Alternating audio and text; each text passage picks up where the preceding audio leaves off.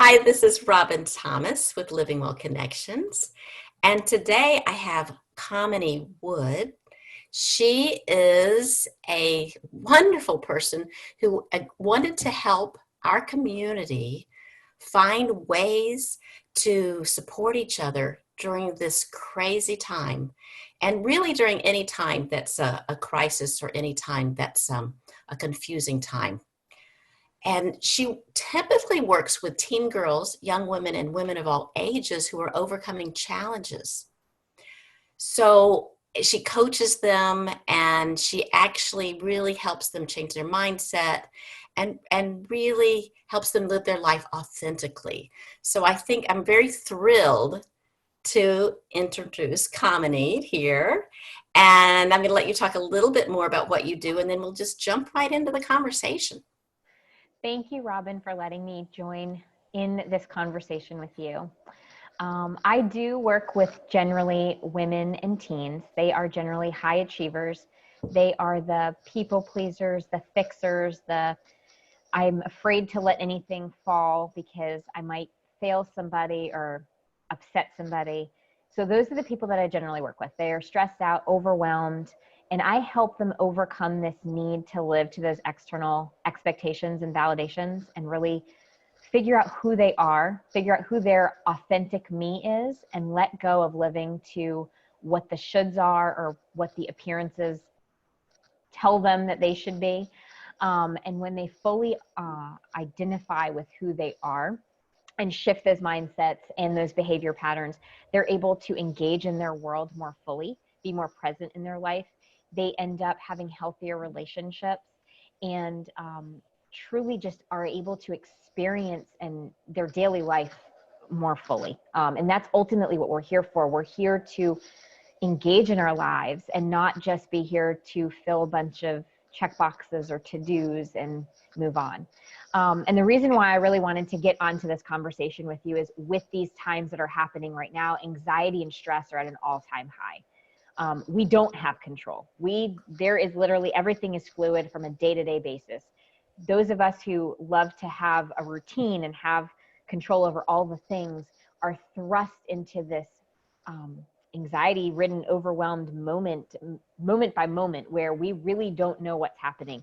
Us moms, for instance, who have our routines set up and our days planned out, suddenly we are now in a situation where our kids are home and we are having to not just be mom and run our business or do our work, but we are also having to school our children, or at least manage the schoolwork. Yeah. It is extraordinarily just overwhelming when you think about it. It's like throwing the entire country into homeschooling, which except that you can't, but except you can't take them out and, do all the different going to museums and things. I mean, places are closed. So, Right. yeah. Exactly. And actually, so I'm a mom of five. My oldest is 18 and my youngest is 6.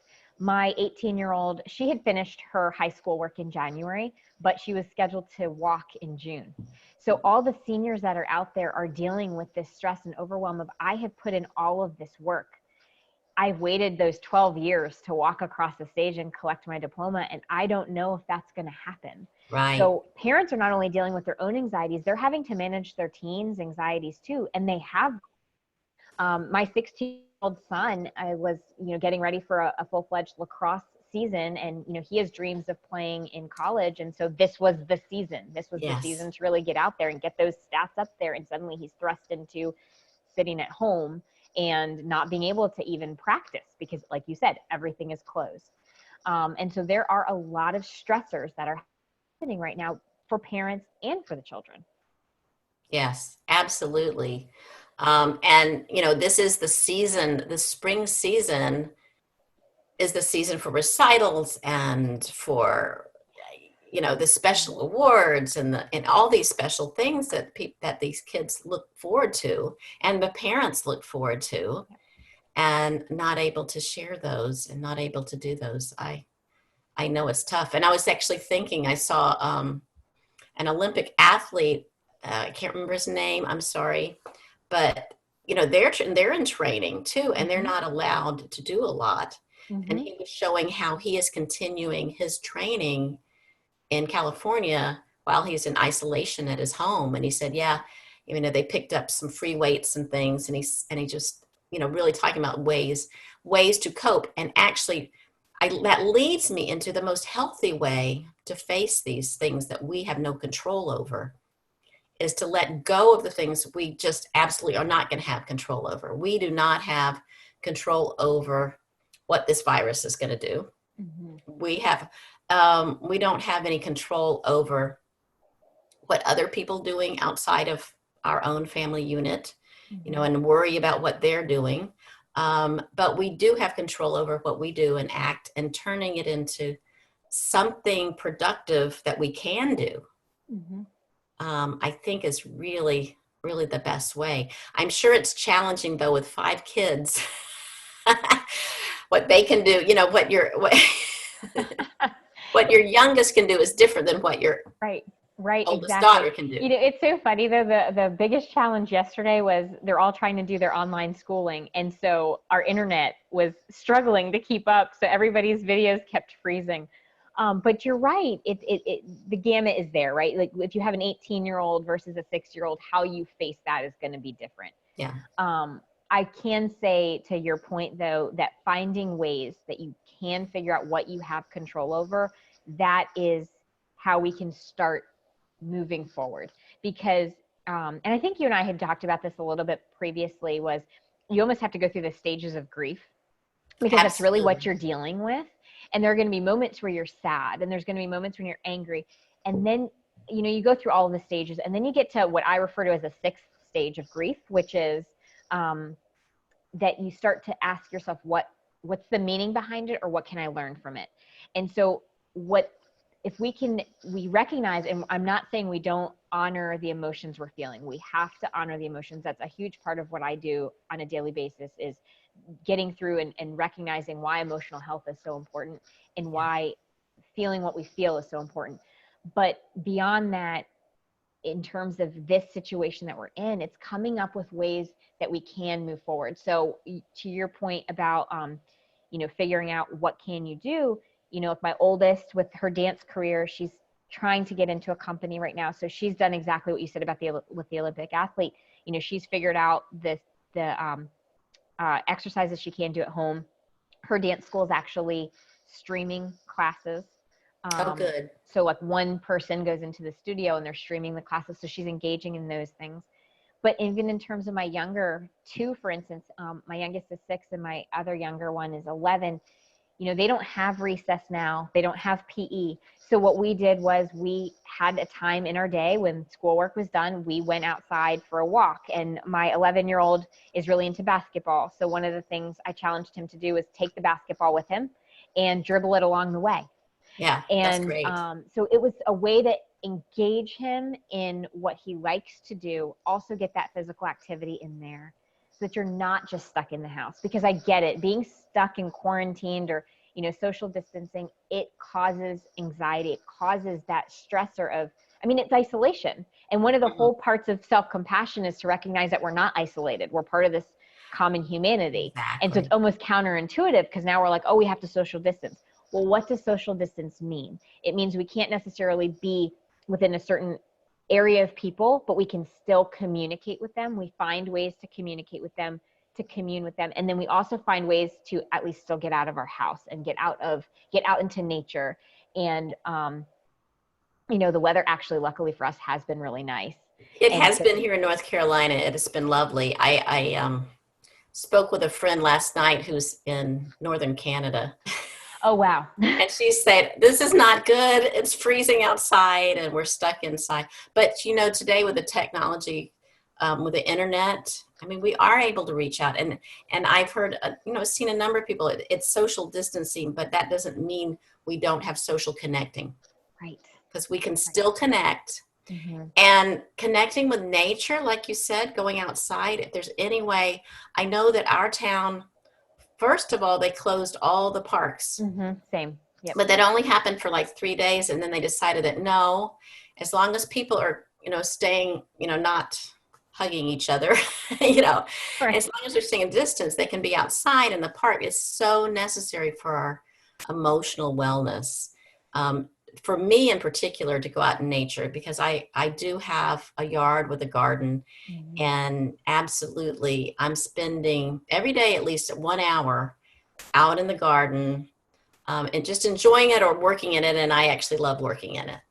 Yeah, yeah. So do you have any other tips or hints about that emotional wellness that we can be doing? So, in terms of our emotional wellness, I would say that really taking time to get present with what we're feeling. So it's slow it down, take some quiet time. You know, some of us do the breathing exercises. Some of us actually, it causes more anxiety to close our eyes and breathe. So it's really get in tune with what works for you in terms of getting present in your moment. Just what am I, just what's around me physically, what am I smelling? What am I hearing? Because that means that you're actually present in the moment. And then get in tune with your body, and from a somatic level, kind of ask yourself, what am I feeling? What am I feeling right now? And from that question, it's what do I need? And when you Mhm. ask yourself and answer the question, what do I need? You're able to then either self-soothe with what you need, or you're able to identify what you need and reach out to that support system that you've previously identified, and become vulnerable and say, you know what, I'm feeling this and I'm needing this. I could really use some support here. That's And knowing wonderful. that And that's ask. okay. Ask and ask. Yes, not Absolutely. only just thinking it, but ask. Yes. And if it's Verbalizing what we a little need. bit of time, Hmm. yes. Absolutely. Yeah, that's great. And I think, and I, what I love is that you're saying find some, think about something you enjoy, and that's going to be individual. And Hmm. I'd love for people to put comments, just to give other people ideas of the kind of things they enjoy to do during a time, that you can do while you're social distancing. Yeah. Um, I've been seeing lists across the internet on things to do, but I'd love to hear from individuals here and see. I know that Marina Lando posted a meditation. Hmm. She posted that yesterday, I think. So I think learning how to meditate, and I have trouble personally with just meditating. I fit an exercise, so I fit a Pilates or a yoga in, and I meditate while I'm moving my body.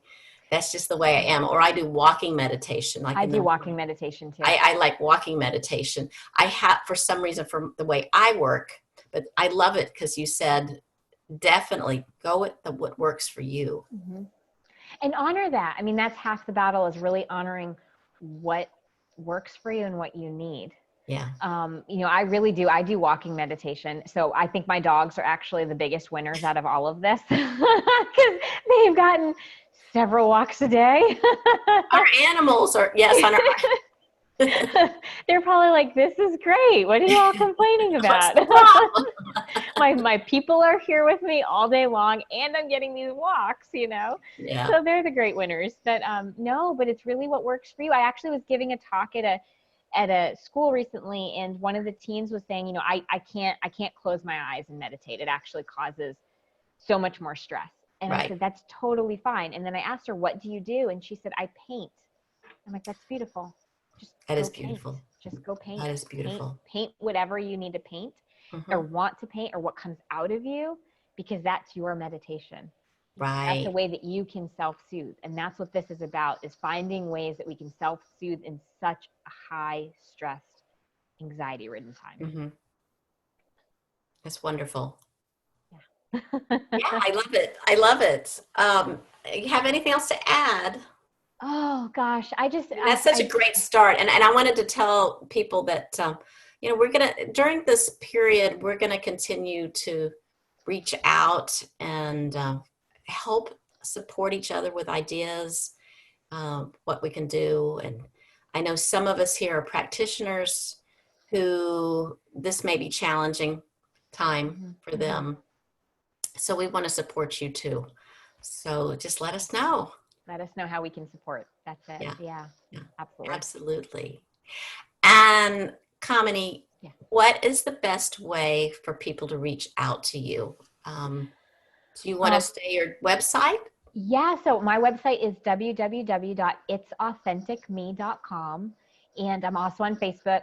people can feel free to reach out to me on Facebook, either send me a message or jump on my business page and reach out there, or email me at contact@itsauthenticme.com. I answer all of my emails personally. So if anybody reaches out, they'll be reaching me. Great. And I'll tell you what, we're recording this and I will post your um, links below. Perfect. Thank you. So it'll be easy. That'll make, Thank you. one click link easy. Well, thank you so much. This has been wonderful. And thank you for watching, everyone. And please comment, because this is meant to be a conversation, not just a teaching Thank you focus. so much. Yes, yes. And this is Living Well Connections. And this is where we connect with people who are practitioners, anyone who's interested or curious about wellness and are interested in helping their own wellness or helping others. So take care, and we'll be back. Well, I will actually, Kamini may not be back with me, but I'm going to be back with some other practitioners in the coming weeks. So take care. Bye. Bye.